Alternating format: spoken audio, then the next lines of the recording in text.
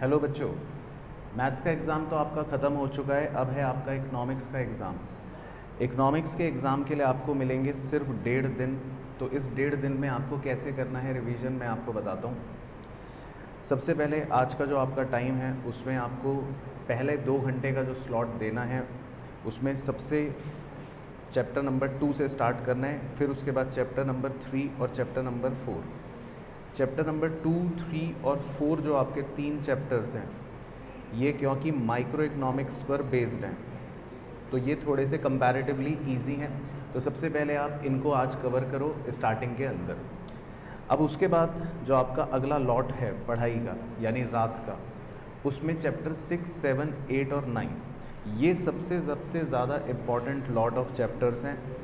पहली बात तो ये कि नए चैप्टर्स इंट्रोड्यूस हुए हैं।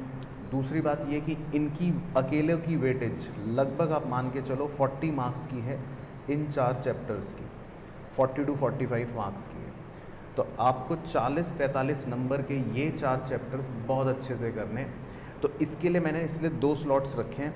आप इनके लिए आज जो रात का आपका जितना भी टाइम मिले उसमें इसको कवर करना, और कल सबसे पहले सुबह उठकर इन चारों चैप्टर्स में से जो भी बच जाएं इनको दोबारा से कंप्लीट करने की कोशिश करना।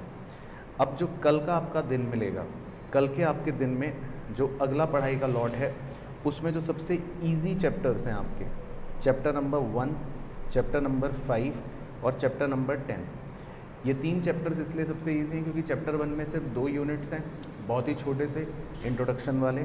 चैप्टर 5 बिजनेस साइकिल, वो तो और सबसे छोटा है, उसमें कोई यूनिट भी नहीं है। और चैप्टर 10 है आपका इंडियन इकोनॉमी का, उसमें भी कोई यूनिट नहीं है, अपने आप में कंप्लीट चैप्टर है। तो इन तीनों को आप एक साथ कवर करना। तो लगभग आपका देखो आधे दिन तक एक बार कंप्लीट हो जाता है सिलेबस। अब एक बार करना इसलिए ज़रूरी है क्योंकि आप ऐसा ना हो कि एक ही चैप्टर में बहुत ज़्यादा टाइम दे दो। अब उसके बाद आपको क्या करना है, क्योंकि आपके पास अब लगभग आधा दिन बचा है और आधे दिन तक आपने ये काम कंप्लीट कर लिया। अगर आप इसको फॉलो कर पाते हो अच्छे से तो इस सेम चीज़ को आपको रिपीट करना है इसी ऑर्डर में, यानी कि अगेन आप इसी ऑर्डर में करना।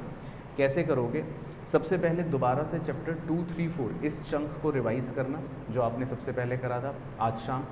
उसके बाद आप चैप्टर 6, 7, 8, 9 इस पूरे चंक को बहुत अच्छे से दोबारा से रिवाइज़ करना, और इसमें हो सकता है आपको 3 से 4 घंटे लग जाएं, तो आपका शाम तक का समय हो जाएगा।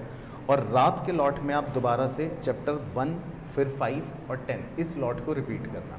तो आपका कल रात तक लगभग ये कंप्लीट हो जाएगा। अब इस पूरे प्रोसेस को जब आप 2 बार रिपीट कर लोगे तो आपका कल रात तक का समय हो गया, जिसको मैंने 2 लॉट्स में डिवाइड कर दिया। पहला लॉट इसी ऑर्डर में फॉलो करना, फिर दूसरा लॉट उसी सेम ऑर्डर में फॉलो करना। अब परसों सुबह जो आपका एग्ज़ाम होगा, परसों सुबह सिर्फ आपको रीडिंग्स लेनी है।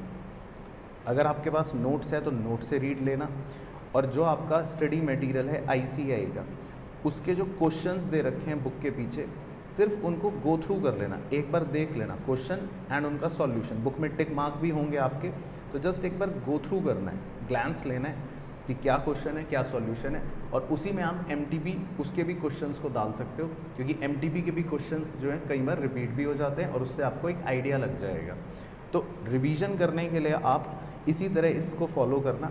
इसमें आपको सबसे अच्छा बेनिफिट ये मिलेगा कि आप चंक्स में पढ़ाई करोगे, और जो पहला चंक है वो भी लगभग आपका 25 नंबर कवर करता है। दूसरा तो मैंने बता ही दिया बहुत इंपॉर्टेंट है, 40 to 45 मार्क्स कवर करेगा। और लास्ट चंक जो है वो भी आपका लगभग 20 से 25 नंबर तक का बन जाएगा। तो आप इस तरह से अपनी रिवीजन की स्ट्रेटजी को रखना, और लेकिन कोशिश करना 2 बार पूरा सिलेबस आपका रिवाइज हो जाए। उससे फ़ायदा ये होगा कि कोई भी चीज़ छूटेगी नहीं, और डबल रिवीजन के साथ जाओगे तो चीज़ें एग्ज़ाम में याद भी रहेंगी। तो इसको ज़रूर फॉलो करना। बाकी आशा करता हूँ कि आपका मैथ्स का एग्ज़ाम अच्छा हुआ होगा। कमेंट करके मुझे बताना कि मैथ्स का एग्ज़ाम कैसा हुआ।